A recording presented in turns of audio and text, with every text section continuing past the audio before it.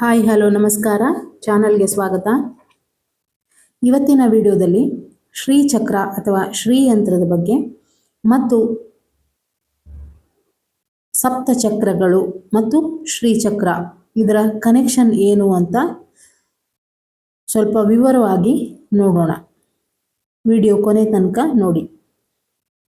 ನಾವು ದೇವಾಲಯದಲ್ಲಿ ನೋಡುವ ಶ್ರೀಚಕ್ರ ಕೇವಲ ಒಂದು ಯಂತ್ರವೇ ಅಥವಾ ಅದು ನಮ್ಮ ದೇಹದೊಳಗಿನ ದೈವಿಕ ಶಕ್ತಿಯ ನಕ್ಷೆಯೇ ಅನ್ನೋದು ಕ್ವಶನ್. ಯತ್ ಪಿಂಡೆ ತತ್ ಬ್ರಹ್ಮಾಂಡೆ, ಬ್ರಹ್ಮಾಂಡದಲ್ಲಿ ಏನಿದೆಯೋ ಅದೇ ಮಾನವನ ದೇಹದಲ್ಲಿಯೂ ಇದೆ ಎಂಬ ವಾಕ್ಯ ನೀವು ಕೇಳಿರ್ತೀರಿ. ಅಂದರೆ ಹೊರಗೆ ಪೂಜಿಸುವ ಶ್ರೀಚಕ್ರ ನಮ್ಮ ಅಂತರಂಗದಲ್ಲಿಯೂ ಅಸ್ತಿತ್ವದಲ್ಲಿದೆ. ಶ್ರೀಚಕ್ರವು 9 ಆವರಣಗಳನ್ನು ಹೊಂದಿದೆ. ನಮ್ಮ ದೇಹದಲ್ಲಿ 7 ಪ್ರಮುಖ ಚಕ್ರಗಳಿವೆ. ಇವು 2 ಬೇರೆ ಬೇರೆ ಆಧ್ಯಾತ್ಮಿಕ ವ್ಯವಸ್ಥೆಗಳೇ ಆದರೂ ಕೂಡ ಶ್ರೀವಿದ್ಯಾ ಪರಂಪರೆಯಲ್ಲಿ ಸಾಧಕನ ಒಳ ಯಾತ್ರೆಯನ್ನು ವಿವರಿಸಲು ಇವೆರಡನ್ನು ಪರಸ್ಪರ ಸಂಬಂಧಿಸಿ ಧ್ಯಾನವನ್ನು ಮಾಡಲಾಗುತ್ತೆ. ಮೊದಲಿಗೆ ಶ್ರೀಚಕ್ರದಲ್ಲಿ ಬರುವಂತಹದ್ದು ಭೂಪುರ. ಇದು 3 ರೇಖೆಗಳಿರುವ ಚೌಕಾಕಾರದ ಹೊರಭಾಗ. 4 ದಿಕ್ಕುಗಳಲ್ಲಿ 4 ದ್ವಾರಗಳಿವೆ. ಇದು ನಮ್ಮ ಮೂಲಾಧಾರ ಚಕ್ರವನ್ನು ನೆನಪಿಸುವಂತಹದ್ದು. ಅಂದರೆ ಇದರ ಜೊತೆಗೆ ಮೂಲಾಧಾರದ ಚಕ್ರವನ್ನು ಕನೆಕ್ಟ್ ಮಾಡಿ ಧ್ಯಾನ ಮಾಡುವಂತಹದ್ದು.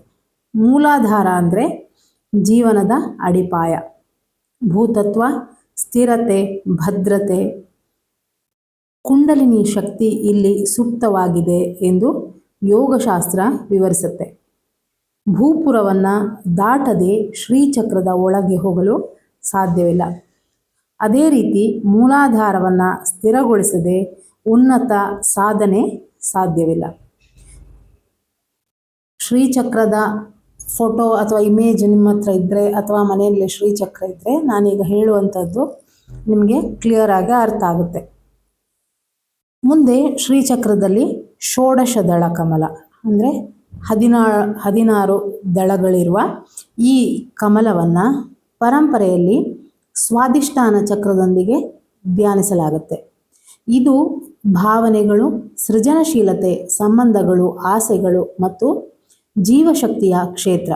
ಇಲ್ಲಿ ಸಾಧಕನು ಆಸೆಯನ್ನು ಒತ್ತಿ ಹಾಕೋದಿಲ್ಲ, ಅದನ್ನು ಶುದ್ಧೀಕರಿಸ್ತಾನೆ.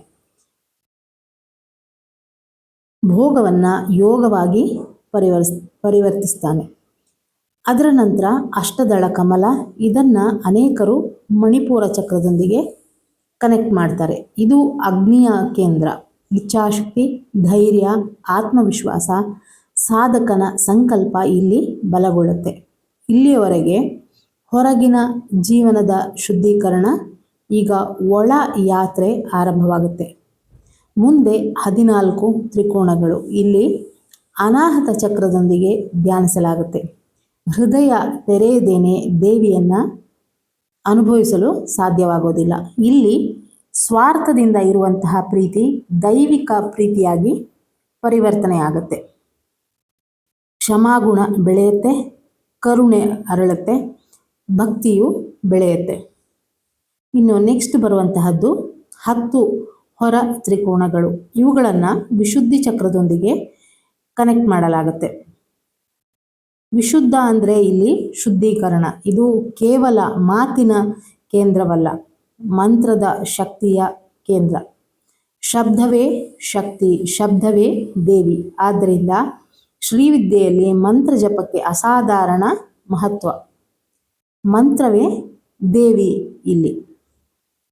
ಮುಂದೆ 10 ಒಳ ತ್ರಿಕೋಣಗಳು ಮತ್ತು 8 ತ್ರಿಕೋಣಗಳು. ಇದು ನಮ್ಮ ಆಜ್ಞಾಚಕ್ರದೊಂದಿಗೆ ಸಂಬಂಧಿಸಿ ಧ್ಯಾನಿಸುವಂತಹದ್ದು.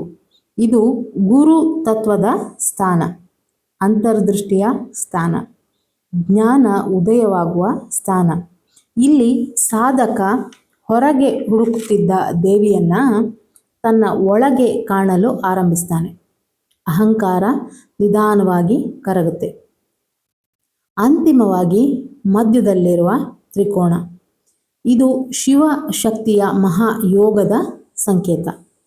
ಅದರ ಮಧ್ಯದಲ್ಲಿರುವ ಬಿಂದು, ಈ ಬಿಂದು ಕೇವಲ ಒಂದು ಚುಕ್ಕೆ ಅಲ್ಲ, ಇದು ಸೃಷ್ಟಿಯ ಆರಂಭವೂ ಹೌದು, ಸೃಷ್ಟಿಯ ಅಂತ್ಯವೂ ಹೌದು.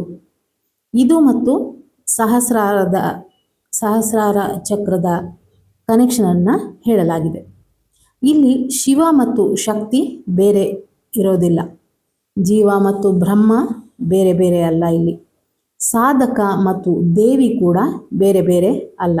ಇಲ್ಲಿ ಉಳಿಯುವುದು ಕೇವಲ ಪರಮಾನಂದ. ಇದನ್ನೇ ಸರ್ವಾನಂದಮಯ ಬಿಂದು ಅಂತ ಕರೀತಾರೆ.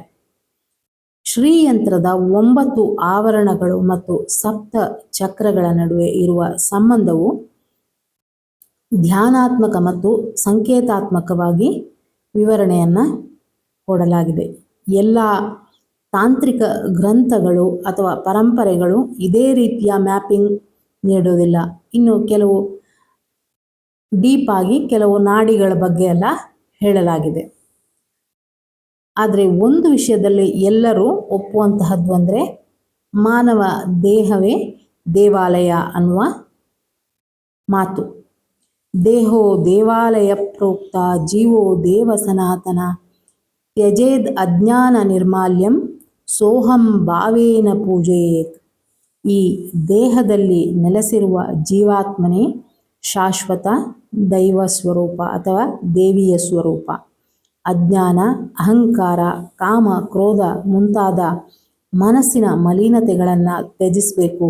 ಆಕೆಯೇ ನಾನು ಎಂಬ ಅದ್ವೈತ ಭಾವದಿಂದ ಆತ್ಮಸ್ವರೂಪವನ್ನು ಆರಾಧಿಸಬೇಕು ಅನ್ನುತ್ತದೆ ಈ ಶ್ಲೋಕ. ಕುಂಡಲಿನಿ ಶಕ್ತಿಯೇ ದೇವಿ, ಸಹಸ್ರಾರವೇ ಪರಮ ಚೈತನ್ಯದ ದ್ವಾರ.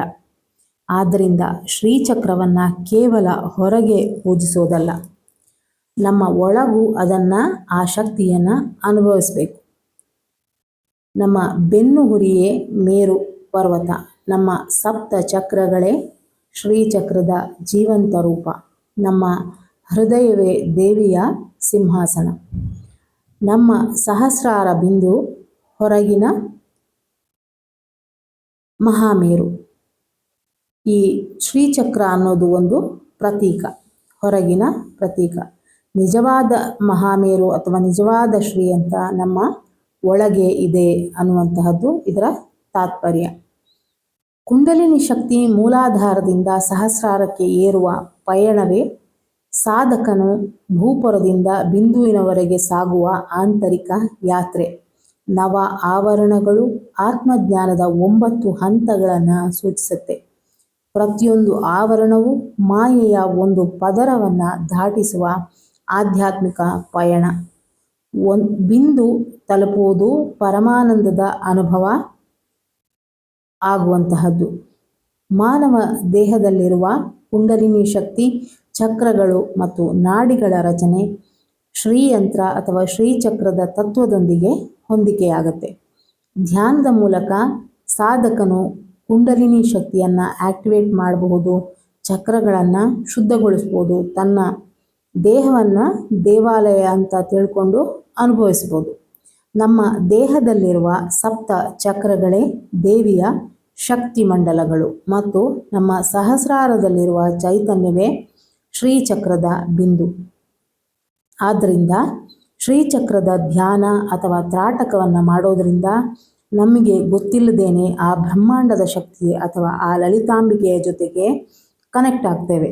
ನಿಜವಾದ ಶ್ರೀವಿದ್ಯೆಯ ಗುರಿ ಹೊರಗಿನ ಯಂತ್ರವನ್ನು ನೋಡೋದಲ್ಲ, ಒಳಗಿನ ಶ್ರೀಚಕ್ರವನ್ನು ಜಾಗೃತಿಗೊಳಿಸಿ ನಾನೇ ಆ ದಿವ್ಯ ಚೈತನ್ಯ ಎಂಬ ಅನುಭವವನ್ನು ಪಡೆಯುವಂತಹದ್ದು ಅಂತ ಹೇಳ್ತಾ ಮುಂದಿನ ವಿಡಿಯೋದಲ್ಲಿ ಸಿಗ್ತೀನಿ. Thank you for watching.